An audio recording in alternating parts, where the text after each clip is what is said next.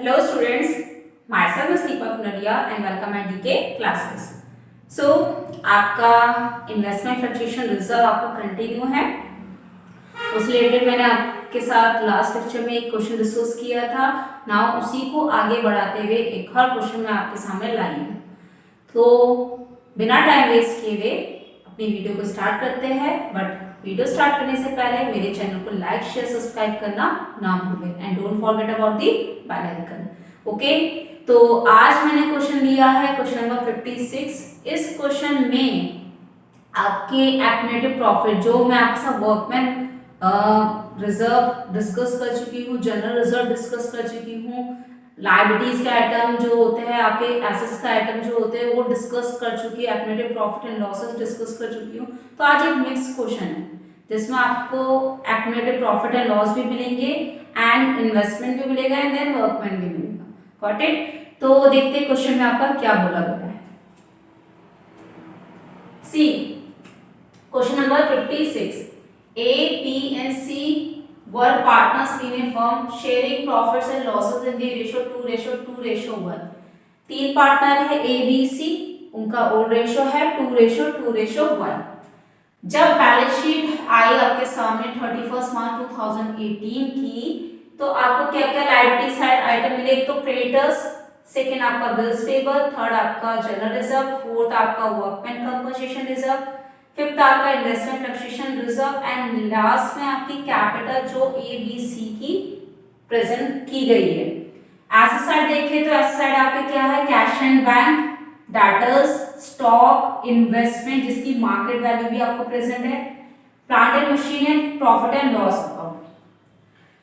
हमने इसके बाद इस बैलेंस शीट के बाद किसको एडमिट करा? डी को एज अ न्यू पार्टनर है जिसका हिस्सा है 1/4। 1 अप्रैल 2018 को हमने डी को एडमिट करा 1/4 शेयर के साथ। अब हमें क्या करना है? नेसेसरी जनरल एंट्रीज पास करनी है, वो भी एक्यूमुलेटेड प्रॉफिट एंड लॉसेस। जहां एक्यूमुलेटेड प्रॉफिट एंड लॉसेस की बात करेंगे वहां न्यू पार्टनर का कोई काम नहीं है, क्योंकि जो ये बैलेंस शीट प्रेजेंट है वो पुराने पार्टनर्स की बैलेंस शीट है। तो उस बैलेंस शीट में हम देखेंगे कौन कौन से आइटम्स आपके पार्टनर्स कैपिटल अकाउंट में क्रेडिट या फिर डेबिट किए जाते हैं। तो फर्स्ट ऑफ ऑल हम आते हैं इन्वेस्टमेंट, जो अभी हमारा टॉपिक चल रहा है। लास्ट लेक्चर में भी हमने इसके साथ डिस्कस किया था, इसके क्वेश्चन डिस्कस किया था। तो देखिए, इन्वेस्टमेंट आपकी कितने की है? 40,000 की। अब मार्केट वैल्यू आपकी कितनी है? 30,000 की। It means book value is more than market value. ठीक है, बुक वैल्यू कितनी है? 40,000 की, मार्केट वैल्यू कितनी है? 32,000 की। तो बुक वैल्यू ज्यादा हुई ना। आपकी पुरानी बैलेंस शीट में 40,000 की इन्वेस्टमेंट है, बट अभी मार्केट में उसकी वैल्यू क्या चल रही है? 32,000 की। तो कौन सी ज्यादा हुई? बुक वैल्यू जो ऑलरेडी प्रेजेंट है आपके बैलेंस शीट में 40,000 की। तो अब हमारा इसके साथ हमने देखा कितना डिफरेंस आ रहा है? 8,000 का। फर्स्ट ऑफ ऑल आप कंपेयर करा करो बुक वैल्यू को मार्केट वैल्यू से, उसके बीच का जो डिफरेंस होता है वो आप फाइंड आउट करोगे। इट मींस उसका कितना डिफरेंस आ रहा है? 8,000, 2,000 या आपका 40,000 से भी ज्यादा आ रहा है, मतलब 10,000 आ गया आपका या 20,000 आ गया। तो पहले आप डिफरेंस दिखाओ, book value and market value का बीच का डिफरेंस कितना आ रहा है, कितनी अमाउंट आ रही है। फिर जो अमाउंट आएगी उसे आप उसके रिजर्व से कंपेयर करो। अगर रिजर्व से ज्यादा है तो आपकी एंट्री अलग होगी, रिजर्व से कम है तो एंट्री अलग होगी, रिजर्व से इक्वल है तो एंट्री अलग होगी। आपको कंडीशन बताएगी। जब बुक वैल्यू आपके मार्केट वैल्यू से ज्यादा होती है तो तीन कंडीशन होगी, एक तो लेस की, एक इक्वल की एंड एक लास्ट मोर की। ठीक है, तो हमने क्या देखा? सीधे क्वेश्चन में आते हैं। आपका 40,000 बुक वैल्यू है, मार्केट वैल्यू 32,000 है, तो बुक वैल्यू ज्यादा है मार्केट वैल्यू से। अब इन दोनों के बीच का डिफरेंस कितना हुआ? 8,000 आ गया। अब देखते हैं जितना हमने रिजर्व क्रिएट करके रखा है, इन्वेस्टमेंट फ्लक्चुएशन रिजर्व क्रिएट करके रखा है, उससे ये वैल्यू किस तरीके से इफेक्ट कर रही है। उस वैल्यू के ये इक्वल है, उस वैल्यू से वो ज्यादा है, या उस वैल्यू के ये कम है। तो 10,000 हमने रिजर्व क्रिएट करके रखा है, तो 10,000 से तो आपका 8,000 कम है, तो हमारी एंट्री क्या बनेगी, investment fluctuation reserve account debit to investment account and to old partners capital account.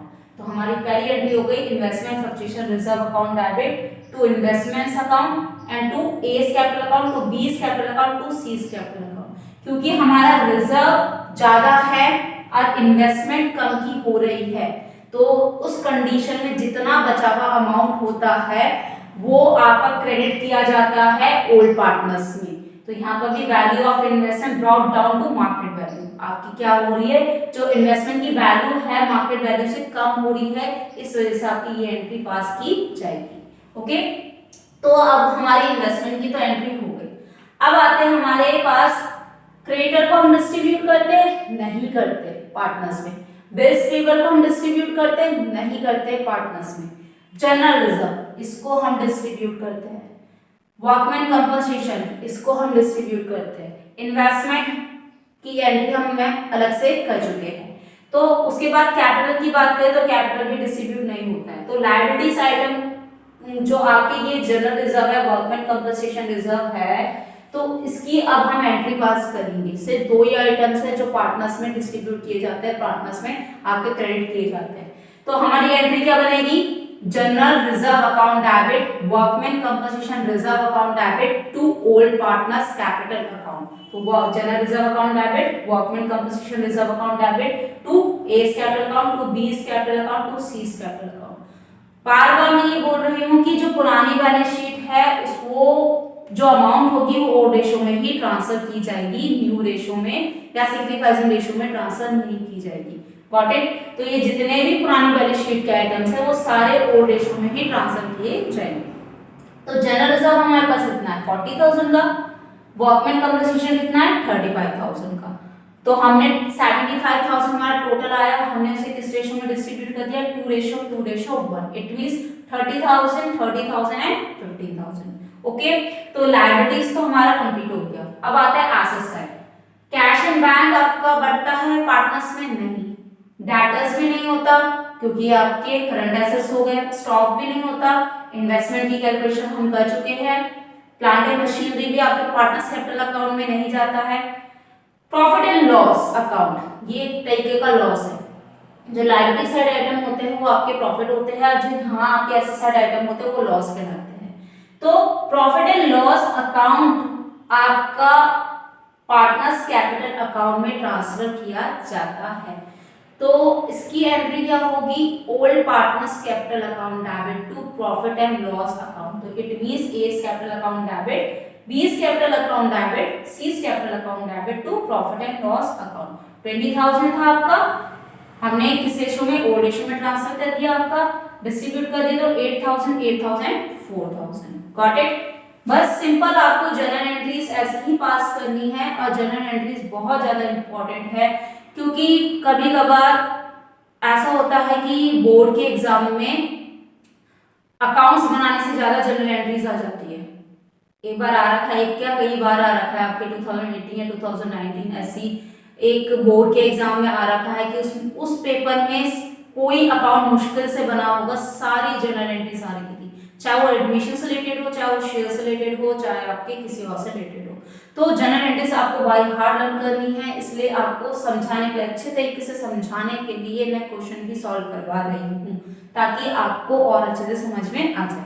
Okay, सो एक या दो और क्वेश्चन करवाऊंगी तो ये टॉपिक मैं कंप्लीट कर दूंगी। उसके बाद मैं नेक्स्ट टॉपिक आऊंगी हिडन गुडविल। हिडन गुडविल का भी पॉइंट आपका इंपॉर्टेंट है। हिडन गुडविल के बाद दो और टॉपिक बचे एंड देन आपका एडमिशन ऑफ ए पार्टनर जो है वो कंप्लीट हो जाएगा। सो वीडियो में अगर कोई प्रॉब्लम आई होगी तो प्लीज बताना ताकि मैं उस प्रॉब्लम को दूर कर सकूं, और अगर वीडियो पसंद आई होगी तो प्लीज लाइक शेयर सब्सक्राइब करना ना भूलें, एंड अपने कमेंट में भी लिखें कि आपको किस तरीके से वीडियो पसंद आ रही है। Okay, so that's all for today. Keep watching, keep learning, stay home, stay safe, stay connected with DK classes. Thanks for watching.